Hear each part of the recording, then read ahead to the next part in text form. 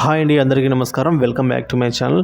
ఇప్పుడే అందిన వార్త అండి. జగన్కి ఊహించని అదృష్టం, తీవ్ర ఆందోళనలో నేతలు. పూర్తి వివరాలు అయితే వీడియో ద్వారా తెలుసుకుందాము. వీడియోని ఎక్కడ కానీ స్కిప్ చేయకుండా ఎండ్ వరకు చూడండి, అప్పుడే పూర్తి ఇన్ఫర్మేషన్ అర్థమవుతుంది. వీడియోకి అయితే ఒక లైక్ కొట్టండి ఫ్రెండ్స్. వీడియోలోకి అయితే వెళ్ళిపోదాము. రాజకీయాల్లో ఛాన్సులు ఇవ్వరు, తీసుకోవాలి, ఇది నిజమే. అలాగే రాజకీయాల్లో ఛాన్సులు ఇస్తుంటారు, వాటిని అందిపుచ్చుకోవాలి, ఇది కూడా నిజమే.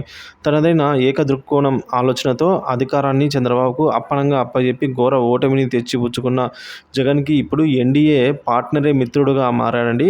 ఆయన ఎవరో కాదు, బీహార్ సీఎం నితీష్ కుమార్ గారు. సో ఆయన రాజకీయంగా చంచల స్వభావం కలిగిన వారని అయితే అంటుంటారు. ఆయన గత 5 ఏళ్లలో ఎన్ని కూటములు మార్చారో బీహార్ ప్రజలకు తెలుసు, దేశానికి తెలుసు. అటువంటి నితీష్ కేంద్రంలో బీజేపీ ప్రభుత్వానికి మద్దతు ఇస్తున్నారంటే ఇక ఆ ప్రభుత్వం ఆయుష్ మీద అంతా డౌట్ పడుతూ ఉన్నారు.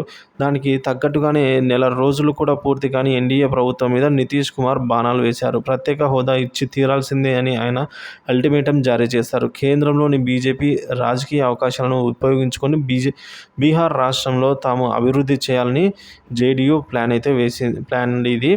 అయితే సరిగ్గా ఇలాంటి ప్లానే 2019లో జగన్ గారు కూడా వేశారు. కానీ ఆనాడు ఆయనకు 22 మందే ఎంపీలు ఉన్న కేంద్రంలో అయితే 22 మంది ఎంపీలు ఉన్నారు. మోదీ ప్రభుత్వానికి ఫుల్ మెజారిటీ అప్పట్లో దక్కింది కాబట్టి దాంతో అది ఆయన చెప్పిన మాట, ఆయన ప్లాన్ కుదరలేదు.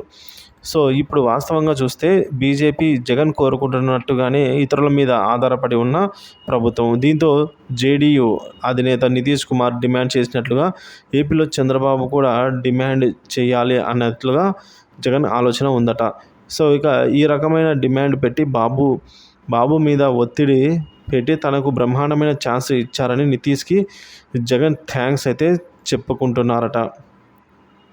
జనాలకు వెళ్ళాలి అంటే బలమైన ఇష్యూ ఉండాలి, అది జనాలకు కనెక్ట్ అయ్యే ఎమోషనల్ ఇష్యూగా కూడా ఉండాలి. అయితే ఇప్పుడు ప్రత్యేక హోదా అలాంటి ఇష్యూగానే ఉంది ఏపీలో. దాంతో జగన్ దీని మీద సీరియస్గా ఫోకస్ చేస్తున్నారని అంటున్నారు. బీహార్ రాష్ట్రం ప్రత్యేక హోదా కోరినప్పుడు ఏపీలో ఎందుకు అలా కోరకూడదు, చేయకూడదు అని జగన్ అయితే అంటున్నారు. కేంద్రం నితీష్ కుమార్ గారు కేంద్రం మీద ఎలా చేశారో అదే తరహాలోనే చంద్రబాబు కూడా ఒత్తిడి పెంచి ప్రత్యేక హోదా తీసుకురావాలని అయితే జగన్ గారు కోరుతున్నారు.